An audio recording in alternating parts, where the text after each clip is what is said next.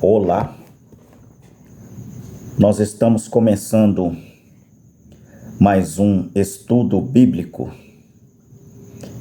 Nós começamos em Gênesis e nós já ultrapassamos mais de 40 vídeos e temos mais de nós temos 170 inscritos e nós estamos aí falando a verdade, mostrando as escrituras, eu não estou mostrando a minha opinião, eu estou mostrando as escrituras e de acordo com um estudo de Elias de Malaquias 4, versos 5 e 6, de William Marion Branham. E hoje nós vamos falar sobre política. Será que política é de Deus? Deus está na política? As escrituras é uma espada de dois gumes.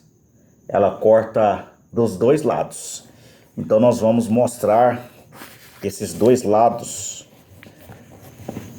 sobre política. Aqui em Romanos 13, está escrito assim, a nós termos submissão à autoridade. Toda alma esteja sujeita às potestades superiores. O que é potestades superiores? Sermos obedientes aos governantes do nosso país, aquelas pessoas que governam, as autoridades. Nós temos que respeitar as autoridades, por piores que sejam, porque não há potestade que não venha de Deus. Tudo depende de Deus, a autorização de Deus para aquela pessoa estar ali. Depende da autoridade de Deus. Hitler dependeu da autoridade de Deus para estar onde está. Ali na Venezuela também ali, se aquele homem está ali, é pela autorização de Deus que ele está ali. Então, o que significa? Alguma coisa tem que se acertar naquele país, ou a fé daquele país em Deus, alguma coisa que falta ali. Então somente Deus para saber o que acontece ali. E as potestades que há foram ordenadas por Deus. Tem ordem de Deus para atuar. Por isso, quem resiste à potestade, resiste à ordenança de Deus. E os que resistem trarão sobre si mesmo a condenação. Então a gente tem que respeitar as autoridades que se tem na terra. Porque os magistrados não são terror para as boas obras, mas para as más. Então, o que fala aqui é que essas pessoas, essas autoridades más, elas não são para fazer covardia com os bons, e sim com os maus. Queres tu, pois, não temer a potestade? Faze o bem e terás louvor dela. Se aquela má autoridade está ali, foi porque uma má pessoa votou nele. As más pessoas votam em pessoas sem caráter e depois ficam exigindo que aquela pessoa seja uma pessoa boa, sendo que foi ele que votou naquela pessoa.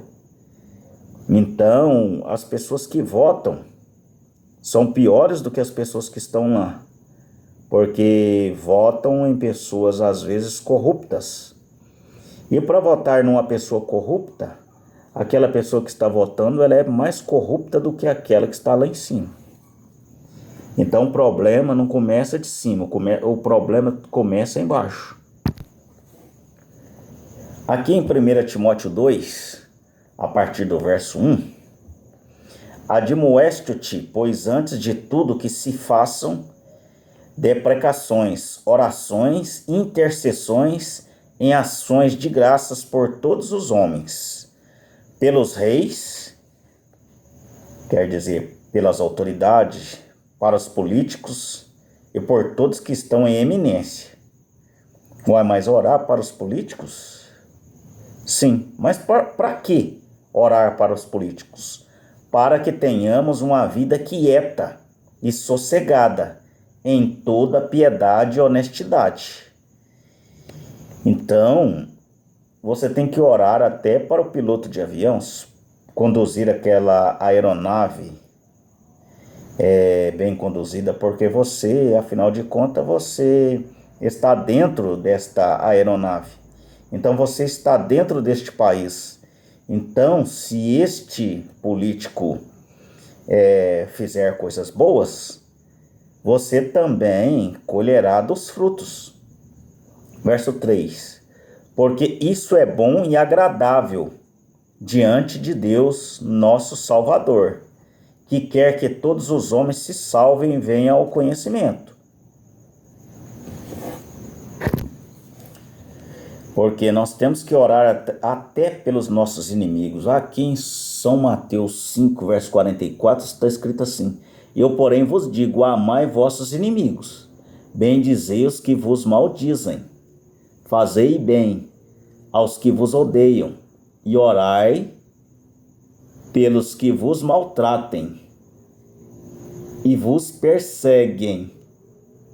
Então, nós temos que orar para os nossos governantes e desejar o bem, e não desejar mal, e não ficar maldizendo, desejando a morte daquele governante que você não gosta. Isso não agrada a Deus. Então, irmãos, a Bíblia é uma espada. Ela corta para os dois lados. Então é preciso discernir. Agora nós vamos para o outro lado da espada. A política, ela é de Deus? Vamos tirar as conclusões. Aqui em São Mateus 4, a tentação de Jesus. Então foi conduzido Jesus pelo Espírito ao deserto, para ser tentado pelo diabo. E tendo jejuado 40 dias e 40 noites, depois teve fome. E chegando-se ele ao tentador, disse: Se tu és o Filho de Deus, manda que essas pedras se tornem em pães. Ele, porém, respondendo, disse: Está escrito: Nem só de pão viverá o homem, mas de toda a palavra que sai da boca de Deus. Aqui uma investida de Satanás. Satanás investiu no corpo físico de Jesus. Então o diabo o transportou à cidade santa e colocou sobre o pináculo do templo. E disse-lhes: Se tu és o Filho de Deus, lança-te daqui abaixo, porque está escrito que aos seus anjos darás ordem ao teu respeito, e tomar-te-ão nas mãos, para que nunca tropeces em alguma pedra. Disse-lhe Jesus: Também está escrito: Não tentarás o Senhor teu Deus. Aqui foi uma tentativa. O diabo tentou o Espírito de Jesus. Uma vez ele tentou a carne ali, a primeira vez a carne, segundo o Espírito. Agora ele vai tentar a alma. Novamente o transportou o diabo a um monte muito alto e mostrou-lhe todos os reinos do mundo e a glória deles. E disse-lhe: Tudo isso te darei, se prostrado me adorares. Veja o que o diabo diz: Tudo isso te darei, se prostrados me adorardes. Então disse-lhe Jesus: Vai-te, Satanás, porque está escrito: Ao Senhor teu Deus adorarás, e só a ele servirás. Então o diabo deixou, e eis que chegaram os anjos e o serviram. Aqui, irmãos, se nós observarmos, veja, o diabo ofereceu todos os reinos do mundo e a glória deles. E Jesus aqui, Jesus não discordou. Nós não vemos Jesus discordando do diabo.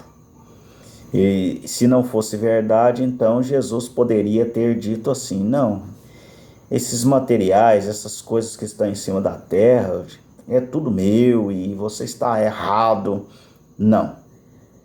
Então, todos os reinos do mundo e a glória deles. Então, se todos os reinos do mundo e a glória deles pertencem a Satanás, então automaticamente a política pertence a ele também. Deus não é Deus de confusão. Então o Espírito Santo, ele não deixa dúvidas. Jesus não pode deixar dúvidas. Então nós vamos ler mais algumas escrituras para nós observarmos isso. Vamos ver aqui quando Jesus estava diante de Pilatos. Pilatos respondeu: porventura sou eu judeu? A tua nação e os principais dos sacerdotes entregaram-te a mim? Que fizestes? Respondeu Jesus, veja a resposta de Jesus: o meu reino não é desse mundo. Veja, irmãos, o reino de Deus não é desse mundo. Então, se o reino dele não é deste mundo, aqui prova também que Jesus foi julgado. Se Jesus foi julgado aqui, então este reino não é dele. Porque o próprio Jesus não fez nada e foi julgado, foi pregado em uma cruz. Foi pregado em uma cruz, pregado nu. Não tinha nem aquele pano lá, viu, irmãos? E ele foi pregado nu na cruz, julgado injustamente, cuspido, teve as suas barbas arrancadas. Como é que este reino é dele? Como é que este reino é de Deus? Se isso lhe sobreveio, foi julgado, Jesus foi julgado. Como é que Jesus vai ser julgado em um reino que é dele? Respondeu Jesus: o meu reino não é deste mundo. Se o meu reino fosse deste mundo, os anjos iam fazer uma peteca com aquele povo. Ali ao redor ali estava cheio de anjos. Bastava Jesus estralar os dedos e um anjo só poderia acabar com aquela festa. Se o meu reino fosse desse mundo, pelejariam os meus servos, para que eu não fosse entregue aos judeus. Os servos de Jesus são os anjos. E os filhos de Deus também não ficam pelejando em política. Agora, o meu reino não é daqui. Está claro. Jesus disse claro aqui. Aqui é o Novo Testamento, irmãos. Nós não podemos desmentir a Jesus Cristo. Se nós desmentirmos a Jesus Cristo, isso é iniquidade, isso é blasfêmia contra o Espírito Santo. Aqui não resta nenhuma sombra de dúvidas. O meu reino não é daqui, mas agora o meu reino não é daqui. Sodoma e Gomorra, Ló estava em Sodoma e Gomorra. Ló estava lá, infiltrado na política, tentando resolver os problemas de Sodoma e Gomorra. Ló era um evangélico. Nós temos que ver a diferença de evangélico e cristão, irmão. O evangélico entra na política. Ló era um evangélico, estava na política. Mas Abraão era cristão. Abraão nem lá em Sodoma não foi. O cristão é separado de todas essas coisas. Deus não se mistura com nada. Nada que é de política. Inclusive, onde eu frequento, não existe política. Se a igreja onde eu frequentar entrar em política, eu saio fora, porque Deus não se mistura com nada. A Bíblia é clara. Nada de política, nada que é errado, nada que é de fermento pertence a Deus. Veja, é o Espírito Santo, irmãos. Deus é perfeito. Se nós falarmos que Jesus é político, nós estamos praticando iniquidade. Ele é santo. Santo não se mistura com falcatrua, com coisas erradas, com roubo. Então aqui já está respondido. Então, se você é um cristão, irmão, você pode ter certeza que Deus não vai deixar você entrar na política. Você não vai ser aceito ali. O próprio Deus vai te tirar. E você também que é cristão, se você é um cristão, não adianta nem jogar na loteria também não, irmão. Você não vai ganhar na loteria. Não vai ganhar, não precisa jogar que não vai ganhar. Muitas pessoas falam assim, não, mas José era político. Ah é? José era político? Quem foi que elegeu José? Foi os homens que elegeram José? José foi eleito por Deus. Foi Deus que elegeu José. Ele disputou contra quem? Qual chapa que era dele? Qual chapa que era a chapa de José? Ele pertencia a qual grupo? Qual partido político José pertencia? Eu sou o governador da minha casa, mas quem me elegeu na minha casa? Eu sou o governador na minha casa. E eu não sou político. Então não confunda política com governo. Política é uma coisa e governo é outra. Aqui em São Mateus 6, verso 19, veja aqui, irmãos, leia aqui. O tesouro no céu, o olho puro, os dois senhores, a ansiosa solicitude pela nossa vida. Não ajunteis tesouro na terra, onde a traça e ferrugem tudo consome. Veja, que esse reino não é de Deus. Deus está... Veja, o conselho de Jesus aqui, para não juntar tesouros nessa terra. Então quer dizer que essa terra aqui já está concretizando aqui, por vários versículos, que não é de Deus essa terra. Onde os ladrões minam e roubam. Ué, os ladrões minam e roubam? Nessa terra, então, esse reino é de Deus? Os ladrões roubando? Mas ajuntais tesouro no céu. Aqui sim, aqui é o reino de Deus. Mas ajuntai tesouro no céu. Mas que tipo de tesouro? Tesouro espiritual, irmãos. Então, se você está indo em alguma igreja que fica falando só em prosperidade, então está contra a Bíblia. Isso é anticristo.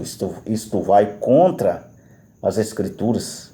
Mas ajuntais tesouro no céu, onde nem a traça, nem a ferrugem consome, e onde os ladrões não minam, nem roubam.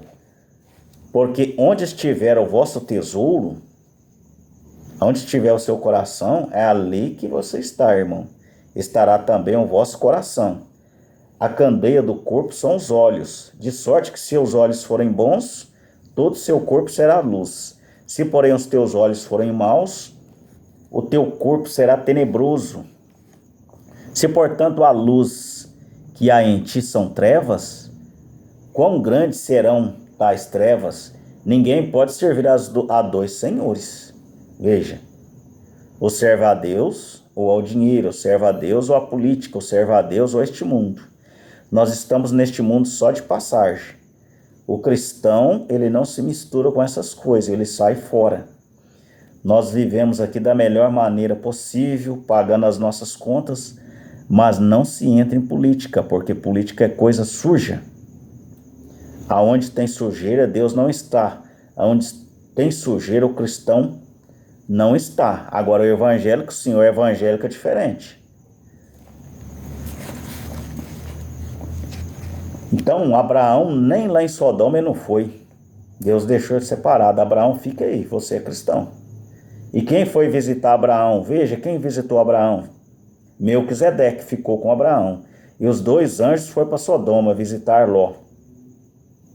Veja, o próprio Deus não entrou em Sodoma. Por quê? Porque ele é santo. Ele saiu fora, mandou foi os anjos dele. Vai lá e manda praga naquele povo. Fere eles de cegueira, porque eu não vou colocar os meus pés lá porque eu sou santo. Ninguém pode servir a dois senhores, porque ou há de odiar um e amar o outro, ou se dedicará a um e desprezará o outro. Pode ter certeza, irmão, você vai desprezar alguém. Ou você vai desprezar a Deus. Ah, mas eu vou na igreja. Eu sou político, mas eu vou na igreja. Não, o seu coração só pende para um lado. Ou você manca para um lado, ou você manca para o outro. O seu coração não está em dois lugares. Ou vai estar em um lugar, ou vai estar no outro. Não existe meio termo, irmão. Ninguém pode servir a Deus e a Mamon.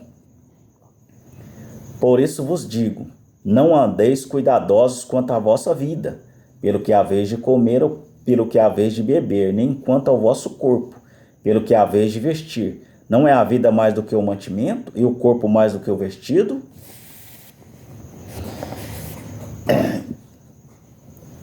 Ló era evangélico. Ló estava infiltrado na política, mas Abraão não infiltrou na política. Existe uma coisa que se chama boi de piranha, irmãos. O que é o boi de piranha? Quando os fazendeiros vão atravessar o rio, aquele rio que tem muita piranha, e eles pegam o boi mais fraco, um boi mais doente, e lança aquele boi no rio. Enquanto as piranhas comem aquele boi, a boiada vai passando, sã e salvo. O que isso tem a ver? O que boi de piranha tem a ver? O boi de piranha tem a ver que essas pessoas que têm autorização para entrar nesses lugares, na política, nessas coisas que tem sujeira, isso é o boi de piranha. Judas era um boi de piranha para que ele pudesse, para que as escrituras pudessem cumprir, irmãos. O cristão não é boi de piranha. O evangélico, sim, pode ser boi de piranha. Ah, nós temos que eleger pessoas de Deus, irmãos, para colocar lá dentro. Irmãos, você se engana. Por mais boa intenção que a pessoa vai ali, o inferno está cheio de boa intenção. O inferno está cheio de boa intenção. O cristão não está nessas coisas. Deus não está nessas coisas. Existe a vontade permissiva e a vontade perfeita de Deus. A vontade permissiva, isso é vontade permissiva, que alguns evangélicos entrem ali. Deus permite isso, que alguns evangélicos entrem. Mas o cristão, ele vai estar fora disso. Não vai se misturar com nada desse mundo. Eu vou mostrar para vocês um exemplo de boi de piranha, irmãos. Aos Romanos 9. Assim, pois, isso não depende de quem quer, nem do que corre, mas o que de Deus se compadece. Porque diz a Escritura a Faraó: para isto mesmo te levantei, para em ti mostrar o meu poder, veja. Para mostrar o meu poder e para que o meu nome seja anunciado em toda a terra. Veja, Deus não se compadeceu de Faraó. Todo o seu exército morreu, irmãos. Tudo serviu para boi de piranha. Porque diz as Escrituras a Faraó: Para isto mesmo te levantei. Veja, quem foi que levantou a Faraó? Foi Deus. Quem foi que levantou a Hitler? Foi Deus. Por que Deus levantou Hitler? Para Hitler fazer covardia com os judeus, e através daquela covardia os judeus pudessem tomar um posicionamento de volta. Quando os judeus tomaram um posicionamento de volta, Hitler suicidou-se. Então, muitos políticos aí foram levantados por Deus para simplesmente Deus mostrar o seu poder. Para mostrar o meu poder e para o meu nome seja anunciado em toda a terra. Deus precisa do mal, irmãos. Mas ele precisa da pessoa para fazer a parte. É uma novela. Tem atores que nós somos todos atores. Cada um de nós temos um papel. Alguns têm um papel melhorzinho, outros têm um papel ruim. Querendo ou não, você é um ator. Você está desempenhando o seu papel. Mas nós temos que fazer a nossa parte, sim.